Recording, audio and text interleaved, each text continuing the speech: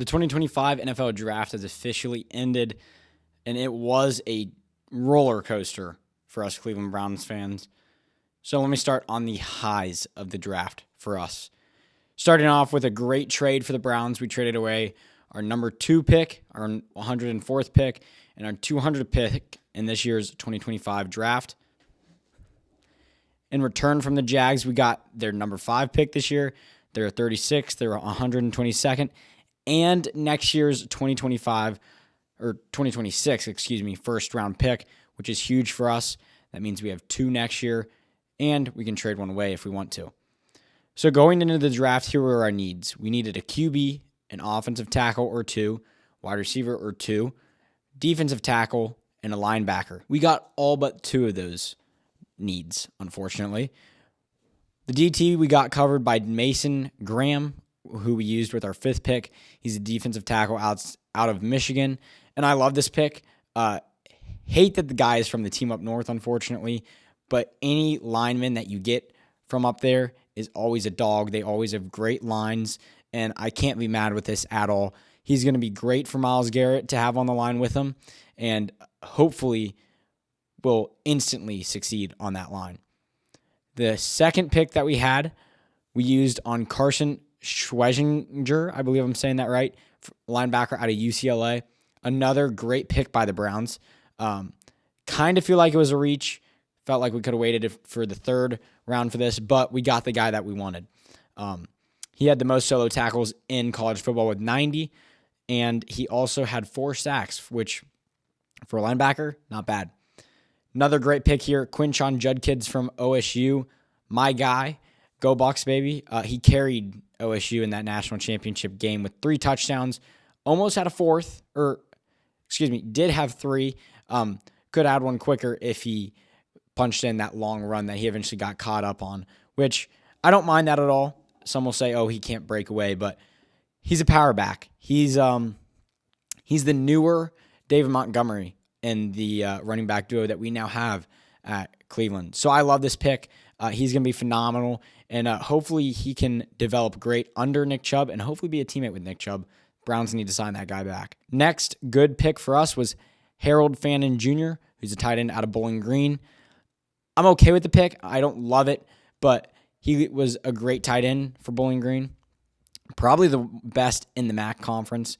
He led the country with receiving yards per game and had receiving yards of 1,555 in the season, which is pretty good for a tight end. I mean, that probably is close to the same amount that Jeremiah Smith had at OSU. So it just shows you how much of an impact he had on that team. Obviously, he was from the MAC, so who knows how true the statistic is for yards. But still, hometown kid. I love it. Him and David Njoku should be a great duo for the Cleveland Browns on offense.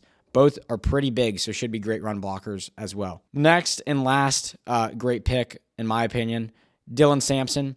This is kind of the speed of the duo with Judkins and Sampson, running back out of Tennessee. Him and Judkins might be the best running back duo in 2-3 years' time.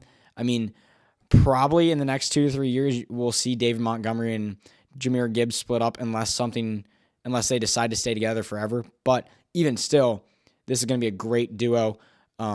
Both have succeeded at multiple teams, I believe. I know for a fact Judkins has. Sampson, maybe not. But Sampson was the best running back in the SEC, and that's saying something. You got big dudes on the other side of the line when you're running in the SEC. I love this. And for this guy to drop to the 4th round for us to pick, amazing value. Now, on to the elephant in the room. The 2 quarterbacks that the Browns drafted, Dillon Gabriel and Shedeur Sanders. I don't know if you guys know, but after Gabriel was picked, there were reports that the Browns hosted Gabriel along with Sanders, Cam Ward, and Jaden Milroe in their top 30 prospects meeting that they have, but did not tell anybody. As far as I'm concerned, when I saw the report originally, I only saw 3 names, and that was Shedeur, Cam Ward, and Jalen Milroe. But come to find out, Dillon Gabriel was in that meeting along with them. Also, reports are that Andrew Berry and Kevin Stefanski flew out to Eugene before Shedeur Sanders' pro day in Colorado. Another thing that was not reported, the reports were that they just flew to Colorado. So a little interesting why they wouldn't say anything. Maybe they think they can get a guy under the radar like Dillon Gabriel, who they think is good. I could see why you think he's good. Had a great year, was in the Heisman finalist conversation. But when the time mattered, had the worst game of his year, or of his career probably. I know the Buckeyes were on some type of run. But to me, just not the guy I want leading a team that I like. He's just another Tua. He's small. He's left-handed. He's Hawaiian. I mean, things are adding up. So I don't understand it at all. I'm glad they picked Shedeur. But when Shedeur and Will Howard are on the board still and you go with Dillon Gabriel, why? I mean, don't get me started on not picking Will. The Browns supposedly don't think that Will has leadership. I mean, how do you not look at the run that OSU had and think that guy behind center does not have leadership? It's beyond me. It really is, because if the quarterback doesn't believe, how is everybody else going to believe? But it is what it is. The problem I have with it, I'm glad we picked Shedeur. We needed him after Dillon Gabriel. Not sure why we have both. But the problem I have with it is you use up a draft pick on Dillon Gabriel when you could have used it on a guy like Tez Johnson from Oregon, wide receiver, who would have been a great wide receiver for us. And now you have two quarterbacks in the room along with three others who have been there, and you don't get a wide receiver out of the draft. That just amazes me. You've known for 3 years that wide receivers have been the problems. You tried to fix it with Amari Cooper, but you let him go, and you don't get a wide receiver in this draft. It's just unacceptable. Managing and coaching by Kevin Stefanski and Andrew Berry. The only good news is we have so many QBs in our room that one of the options have to work. Deshaun's probably not going to work, so that leaves us with 4.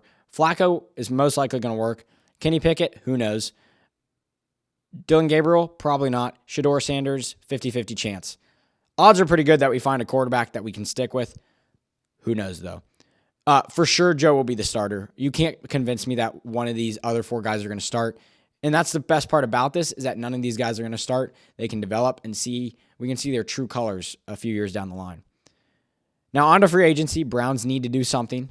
The draft was not, I would say overall the draft was fine. It was a good draft. Just the way it happened was not good. Here's what they need to do in free agency. Sign Nick Chubb back. With bringing in Dylan Sampson and Judkins, you have to have a mentor like Nick Chubb.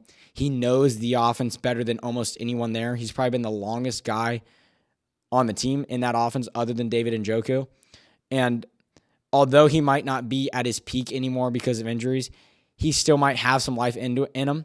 So use it while we can. Get him back on the team for cheap, and use him as a mentor for these 2 guys who can be stud running backs. And you could have the best running back core in the AFC, yet alone the AFC North. On to wide receivers, you have to sign either Xavier Restrepo, Isaiah Bond, Nick Nash, or get them all. We need the weapons. Get all 3. Let them develop behind Jerry Jeudy, and give them some help. Give the quarterback help. The problem with QBs in Cleveland is they don't have help. How are you expecting a guy to be top 10, top 5 when he has 2 targets to throw to every single time? The defense is going to lock him down. Get a wide receiver. Now that my rant's over, I can conclude that the draft was not horrible. We got running backs, which was a need. We got 2 QBs, more than enough. And we got defensive tackle and a linebacker. So we got our needs, just not all of them. But yeah, anyway, go Browns. And let me know what you thought of for this year's Cleveland Browns draft. And let me know what your expectations are going into this season. Go Browns.